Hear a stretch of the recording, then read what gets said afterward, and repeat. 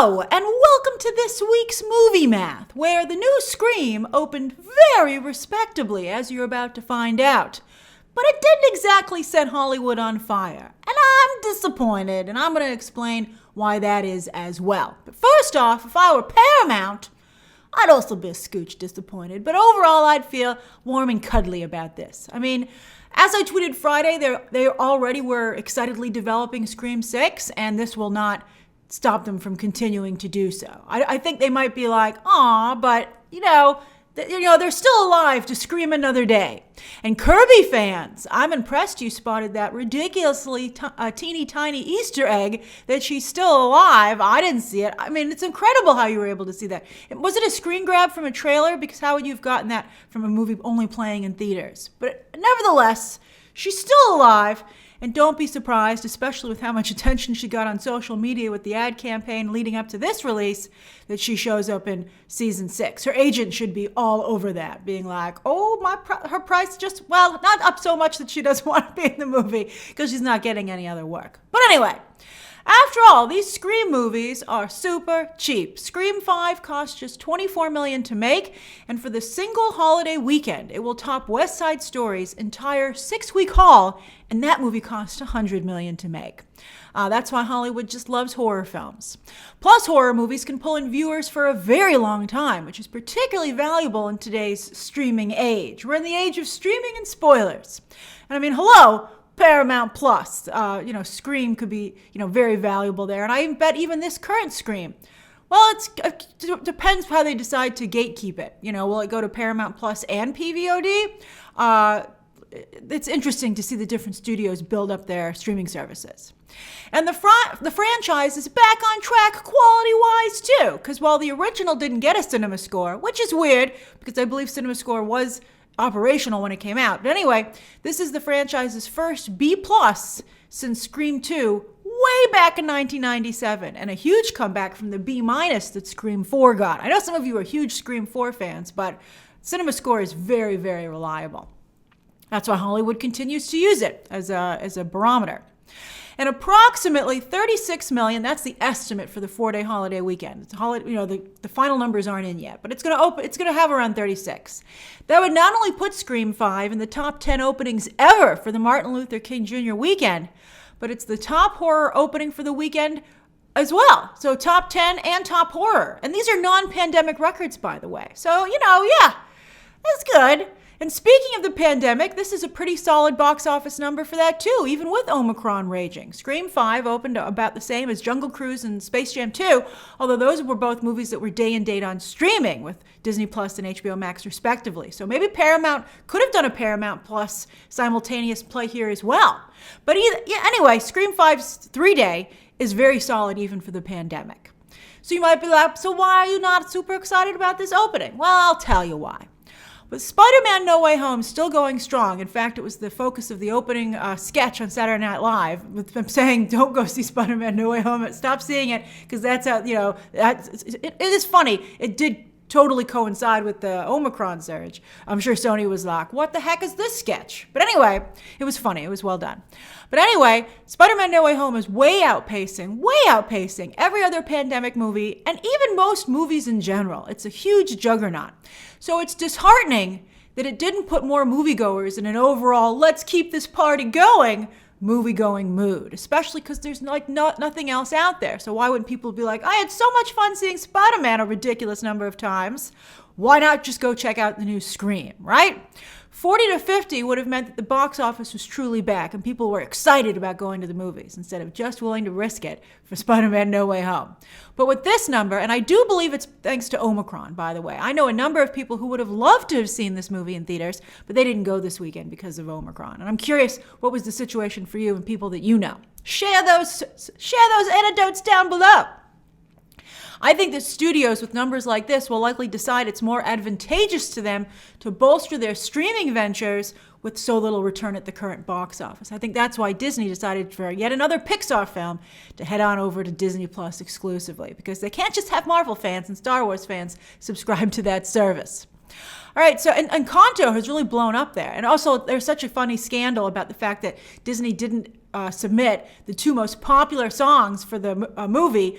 We don't talk about Bruno and Surface Pressure for Oscar consideration, for all the Best Picture awards.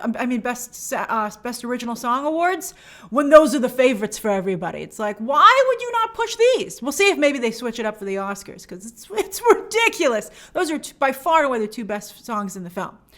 All right, so anyway, there are no big movies being released in theaters for the rest of the month. How crazy is that? And February kicks off with Lionsgate's Moonfall, and Paramount, they're back for more with Jackass Forever. Followed the next week by Universal's rom-com Marry Me with Jennifer Lopez and Owen Wilson, and Disney's a controversy-plagued Death on the Nile. They're like, we'd love to experiment with that film. Sure. Fascinatingly, it will be up to Sony and Tom Holland yet again to save the box office with Uncharted the weekend of February 18th, which is another holiday weekend, this time President's Day. And then, of course, 2 weeks after that, we've got the Batman. But overall, the release date landscape continues to be quite barren, and the occasional blockbuster that does pop up has absolutely no competition for weeks on end, which, hopefully will benefit them. Let's see how Scream does. Scream, maybe it'll be a long play. Maybe Scream will do really well the next 2 weeks until, movies come out at the beginning of February. That could be great. That could be really fun. That would cheer me up. That would cheer Hollywood up. I mean, look at the 3-day hold for Spider-Man No Way Home in its fourth weekend. That's amazing, right? I mean, that's just incredible. No Way Home is about to overtake Black Panther on the all-time domestic chart, putting it at number 4 with over $700 million. Wow! Worldwide, it still has some work to do to pass up The Lion King, and I think that $2 billion without China still seems unlikely at this point.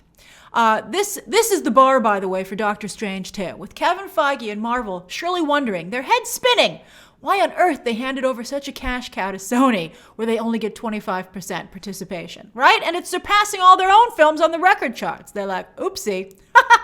Although, to be fair, Sony did break ground on the cinematic multiverse stories with their Oscar-winning Into the Spider-Verse. So, I mean, I guess it's only fair that they should be the one to go into live action. Although, of course, Disney did have the Loki show.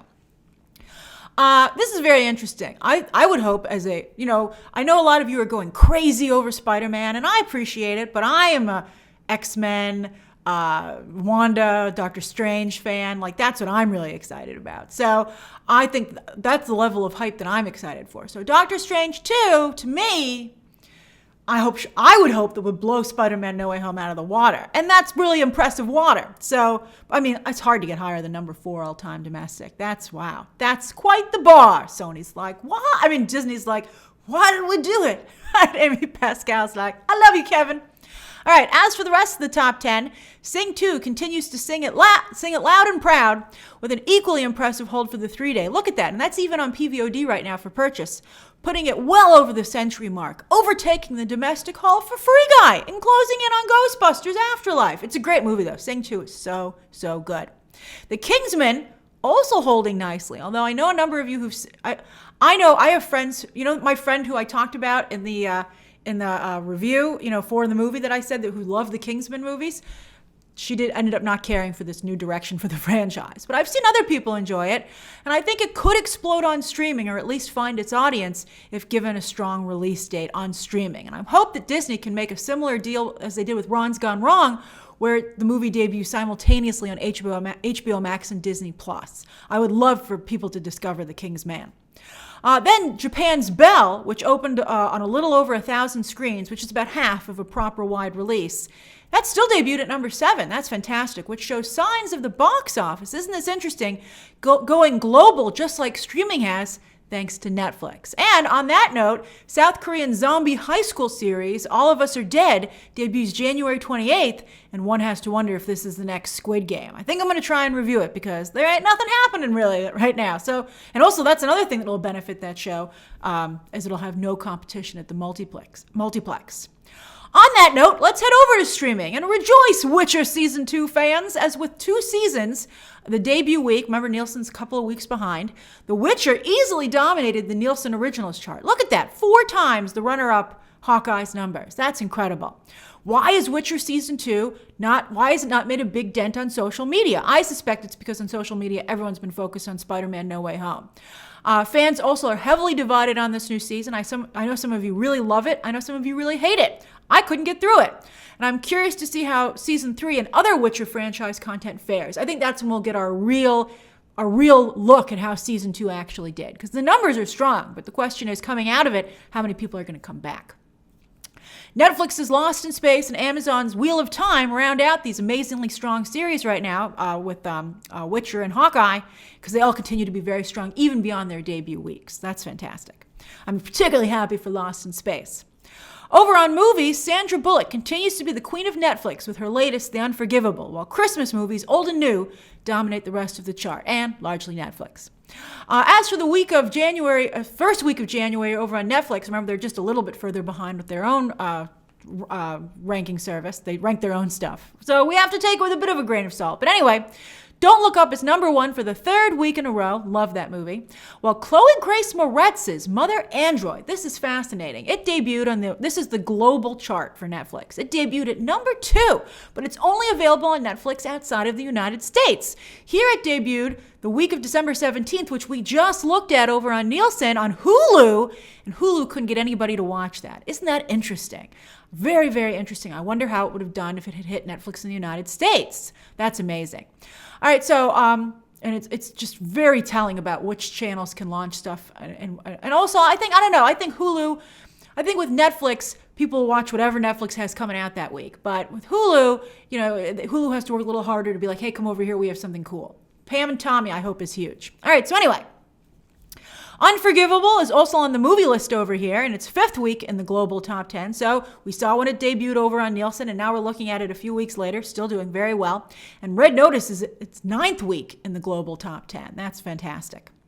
As for TV on Netflix, Cobra Kai, The Witcher, and Emily in Paris continue to do strong numbers across their seasons for Netflix, as does the latest British crime show, Stay Close.